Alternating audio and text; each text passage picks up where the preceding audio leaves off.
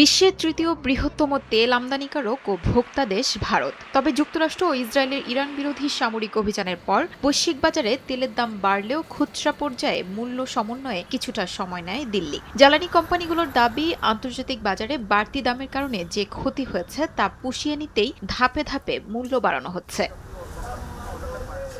শনিবার ভারতের রাষ্ট্রায়ত্ত জ্বালানি বিক্রেতা প্রতিষ্ঠানগুলো আবারও পেট্রোল ও ডিজেলের দাম বাড়িয়েছে। ডিলারদের তথ্য মতে রাজধানী নয়াদিল্লিতে প্রতি লিটার পেট্রোলের দাম ৮৭ পয়সা বেড়ে হয়েছে ৯৯.৫১ রুপি। একই সঙ্গে ডিজেলের দাম ৯১ পয়সা বাড়িয়ে নির্ধারণ করা হয়েছে ৯২.৪৯ রুপি।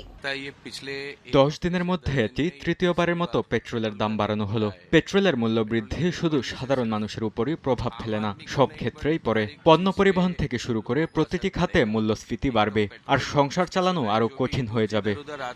চলতি মাসের ৩ দফা মূল্য বৃদ্ধিতে পেট্রোল ও ডিজেলের দাম মোটামুটি ৫ রুপি পর্যন্ত বেড়েছে। এর আগে ১৫ মে ঘোষিত মূল্যবৃদ্ধি ছিল গত ৪ বছরের মধ্যে ভারতে প্রথম জ্বালানি মূল্যবৃদ্ধি। বিশ্লেষকদের মতে সাধারণ মানুষের উপর চাপ কমাতে সরকার প্রথম দিকে দাম বাড়াতে অনাগ্রহী ছিল। তবে আন্তর্জাতিক বাজারের বাস্তবতায় শেষ পর্যন্ত সেই অবস্থান ধরে রাখা সম্ভব হয়নি।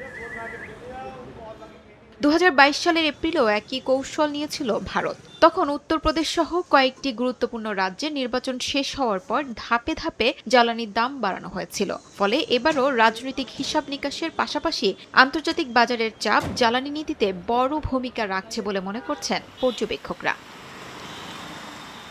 শিউলি রোসা, সময় সংবাদ।